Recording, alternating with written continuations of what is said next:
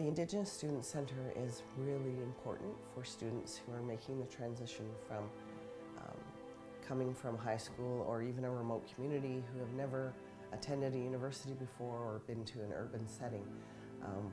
We like to call ourselves their home away from home, and we like to make them feel welcome and that they're in a safe space where they can come and talk about anything they want to. They can learn more about their culture, or they can help teach other students, non-Indigenous students, about their culture. So basically, we welcome every student with open arms here, and we try to make them feel as much as possible that it is their home, it's their space. We're here for them. If they're homesick, they can come and talk to us. They can see things that are representative of their culture around the building. They can attend workshops that, make them feel perhaps if they're missing their communities or culture or family. So it's a very important space for them, and it's very important for them to realize that it is their space. The environment here at the Bagwadi Indigenous Student Centre, especially among a lot of the staff and our programs and services, is all about education. It's all about helping people find their culture and helping people find access to that culture in a city and at a university that can sometimes be overwhelming for all of our students. So one of the ways we do that is through programs and services. We have access to elders. We have an Indigenous Awareness Week, which is actually going on right now, where we have events all week to help teach and educate people. As a Métis student myself, having come to the university and not know much about my culture background or what it meant to be Métis, a huge piece of it was things like sweat lodge ceremonies, which we do on campus, where we have a traditional knowledge keeper who can share those teachings with me, who taught me everything that I know about my traditions and my spirituality. So it is that environment that allows our students not only to feel supported, but to feel at home, which is a huge portion of learning about who they are and identifying themselves during their university journey. This year we have beading workshops, we have porcupine quills and birch bark. We also have monthly sweat lodges that students can attend, and all students are welcome to every single event that we host. Beading workshops consist of our instructor Andy coming in. He does keychains, earrings, necklaces, anything you ask him to do. Porcupine quills look a little bit different. They're kind of like your own creation. You get to design it and then put the porcupine quills in yourself and stitch up the entire keychain and take it home with you. Sweat lodges you need to register for, and then our traditional knowledge keeper Rick goes in the lodge with students and facilitates that, and then it ends with a big feast. The Indigenous services at UIT are amazing.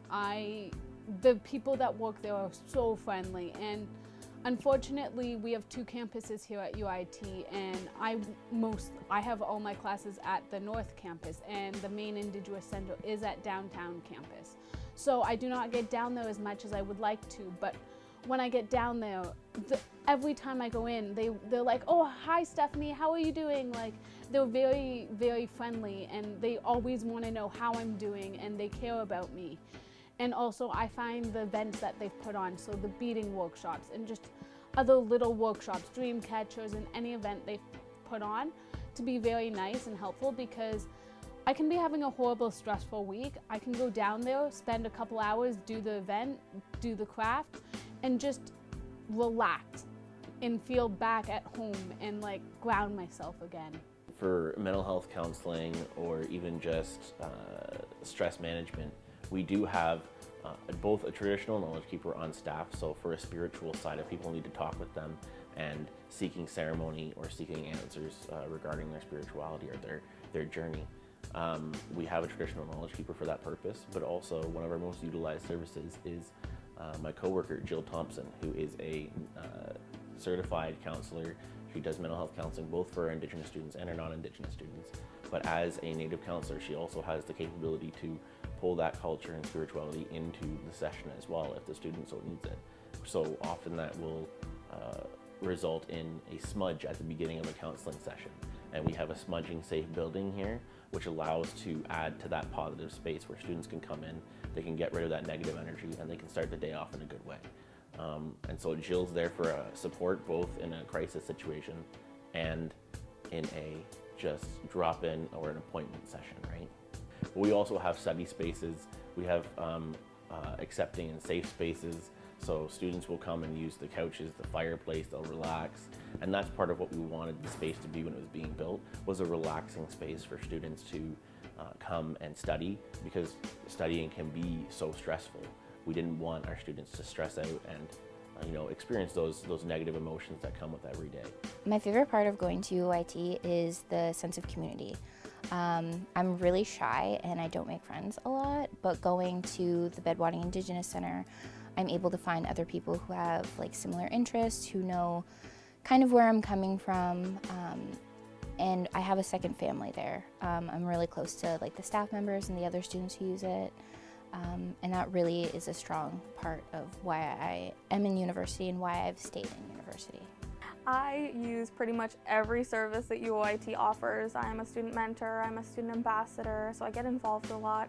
I also really love taking part in the Indigenous cultural crafts because it gives me a little bit more awareness and it gives me a little bit more information so that I can share with other people. I love the beading workshops and I love just being there after the sweat lodge. I can't go in the sweat lodge myself as I am anxious and claustrophobic. But it's such a great environment, even just going in and studying on campus and having support from Jill and Chris, who are both on staff. It's the most amazing place. We find most people when they come in, one of the first things they say is, "This is a beautiful space and I feel very calm when I come in. It's very welcoming."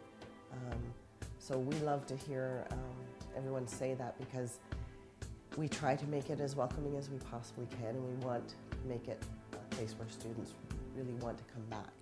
And part of our role is retention throughout the years of university here. So if we can keep them coming back here and they feel comfortable enough to do that, then we're helping them stay in university. So it's a great thing to hear when they come in the door, that they feel very welcome, they're happy to return, they say they love it here, things like that. One of my most important pieces of advice to every student who goes to university, college, or any post-secondary, is pursue the resources available to you and the services. They are what defines success within a university or post-secondary setting. We want to encourage that because they're there, they're accessible to you, and there's no reason you shouldn't use them.